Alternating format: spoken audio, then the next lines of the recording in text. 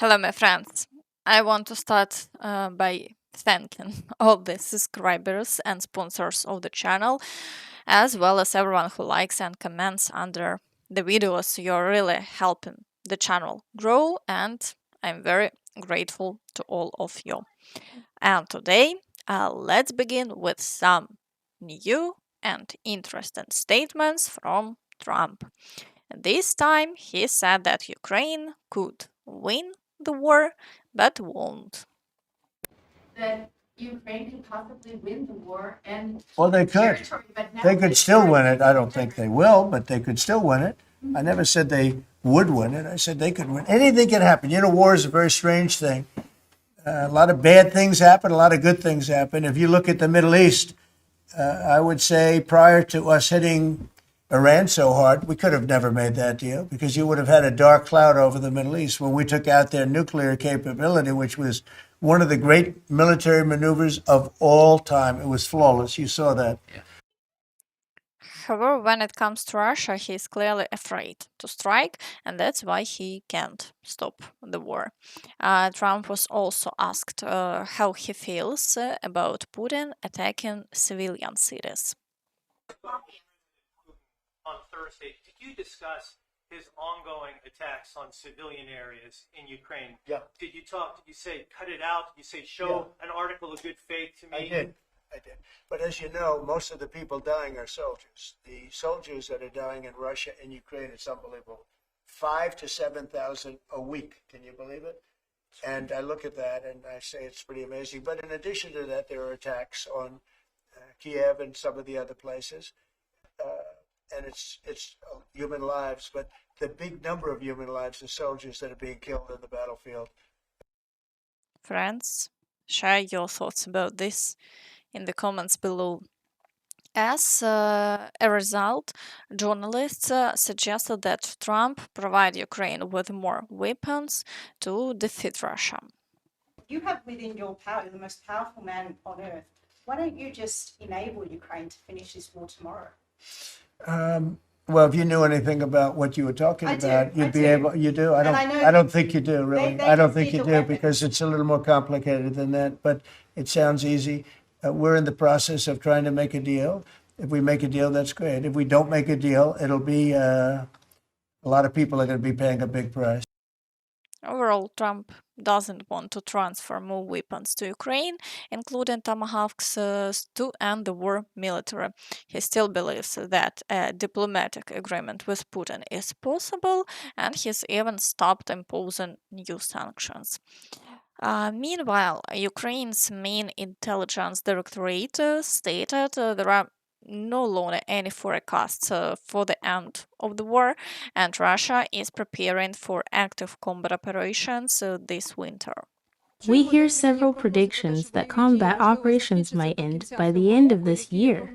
Previously, in February, General Budanov, head of intelligence, hoped the war would end by the end of 25. Yes, there were some preliminary conditions, but we operate with the facts available today. The Russian Federation is clearly planning for occupation of our territories, which includes an active winter military campaign. Real negotiations for a true end to the war could be possible in 26.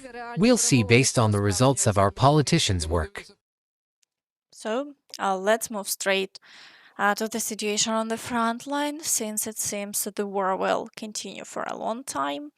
Let's start with the Dobropillia direction. Here, it's encouraging that the Ukrainian forces have managed to advance in two directions and clear territory from the Russians. So there is good news there.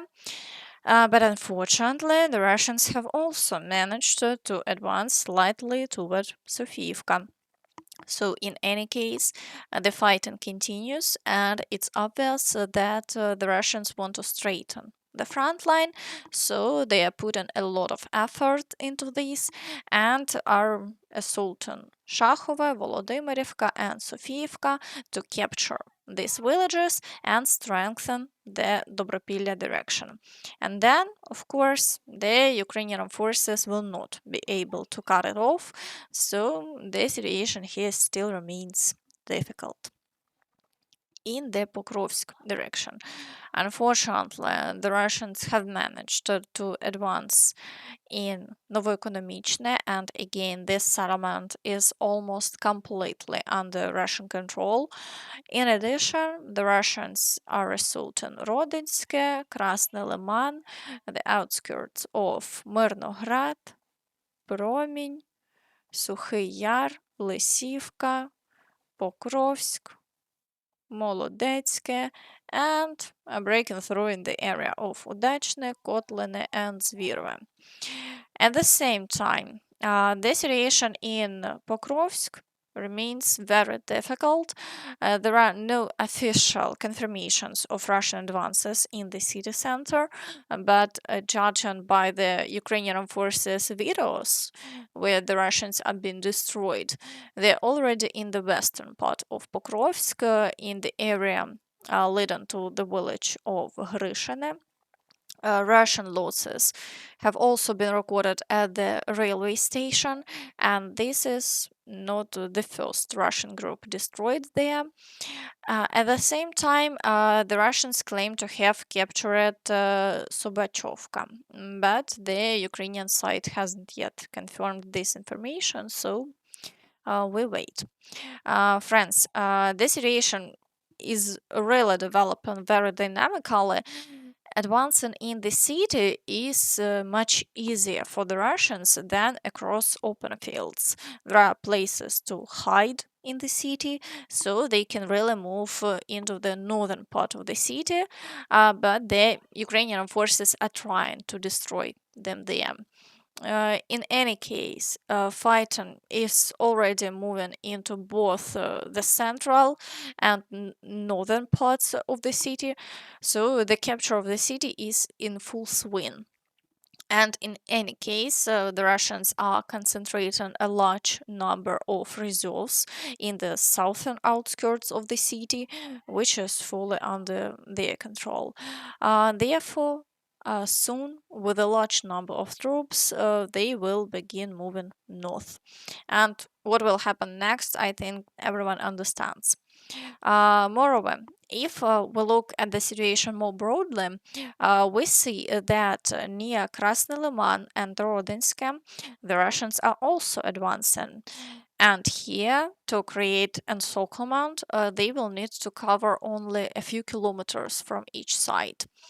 The Ukrainian forces will, in any case, have to retreat to avoid heavy losses, so the situation here is catastrophic. In addition, it's important to note that while the fighting for Pokrovsk continues, Ukrainian forces are already showing videos from the flanks from Mirnograd, where they are destroying Russian troops on the outskirts. So here near Moskovske and Balahan, which the Russians captured in recent days, they continue to move forward and enter the city. Accordingly, the situation here is already worsening. And in the Novopavlivka direction, the Russians are breaking through toward the town across the fields. They are also assaulting Dachne, Iskra, and Alexandrograd, but over the past 24 hours, they haven't achieved any success, and the front line remains unchanged. Meanwhile, in the direction of Pokrovsk, Dnipropetrovsk region, another setback.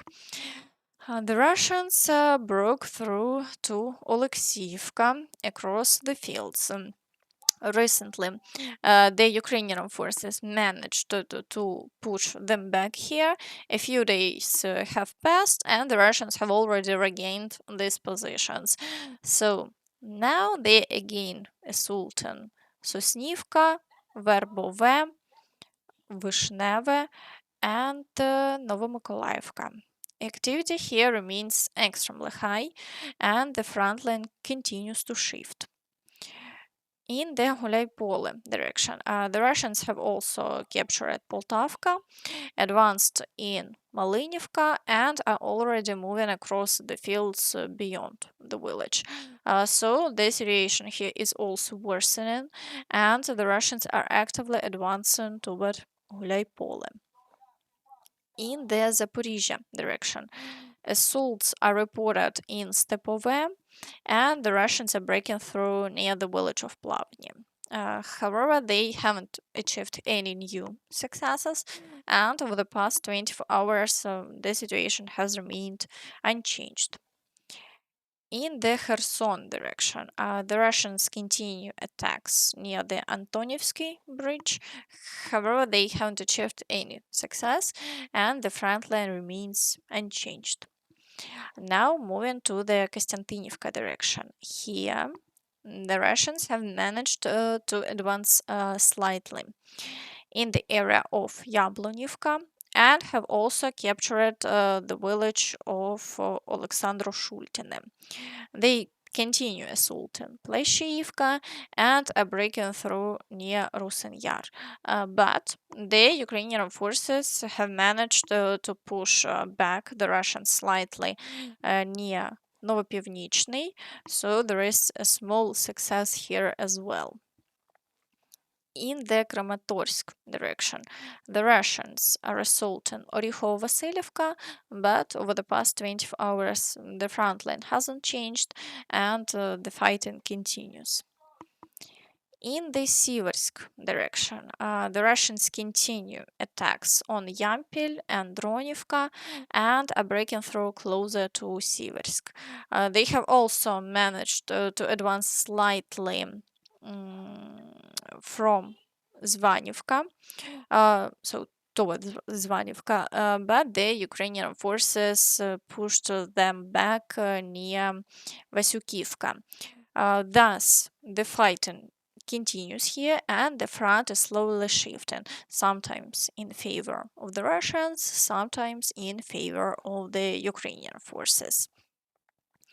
In the Lyman direction, the Russians are assaulting Drobysheva and Novoselivka and breaking through near Saretnya. Over the past 24 hours, there have been no changes, and the Ukrainian forces are successfully repelling all attacks.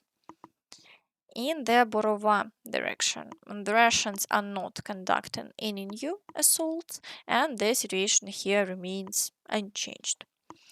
In the Kupiansk direction, attacks continue on Mala Shapkivka. Fighting is ongoing in Kupiansk, the assault in Petropavlivka, and advancing near Stepova Novoselivka and Peshchane. Russian war correspondents report that they have already reached the southwestern outskirts of Kupiansk. At the same time, they say that the Ukrainian forces are trying to counterattack from the west. This information is still unofficial, but we are waiting for possible developments and improvements.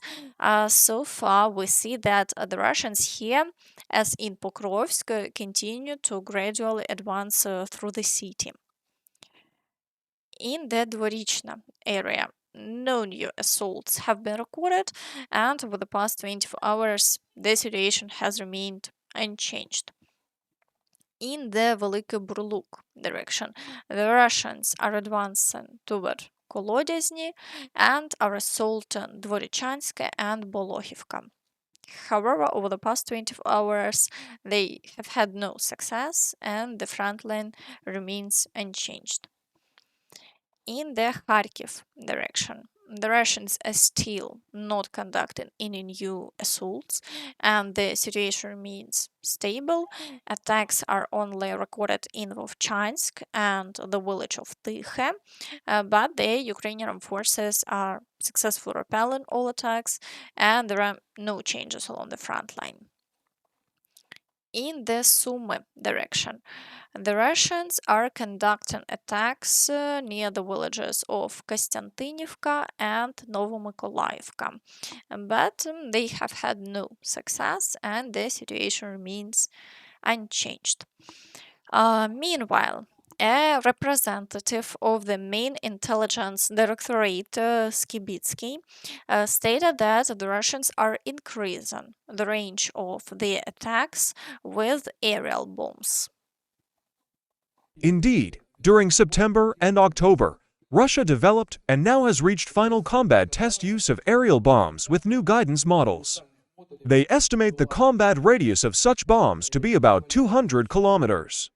The first strikes we saw were on Dnipro, and now we see them in other cities. This is exactly the approach Russia is using, extending the range. It counteracts our electronic warfare systems. Another factor is the technical design that allows strikes from greater distances.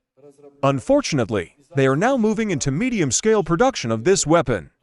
It is called GRIM-1, but essentially it is an aerial bomb with universal modules for planning and targeting. The name may vary. GRIM-1, GRIM-2. The combat radius of these bombs will be 150 to 200 kilometers. According to our data, one of their latest tests reached a distance of 193 kilometers. This means the situation with airstrikes will worsen. With a 200-kilometer range, the entire Sumy region, Kharkiv, Dnipro, Zaporizhzhia, and even Mykolaiv and potentially Odessa could be affected. And finally, Trump also said that he cannot end the war in Ukraine because Zelensky and Putin hate each other. I have one more to go. It's Russia, Ukraine, and I think we'll get there, but it's turned out to be nasty because you have two leaders that truly hate each other. You can't have it all, right? They hate each other beyond all else, and it makes it actually a little bit difficult. But we try, of the 8 deals, I would say because of tariffs, 4. Friends, share your opinion about this in the comments. And also don't forget to like this video, subscribe to the channel, and hit the notification bell to stay updated on all the latest news. Thank you for watching, and see you next time. Bye bye.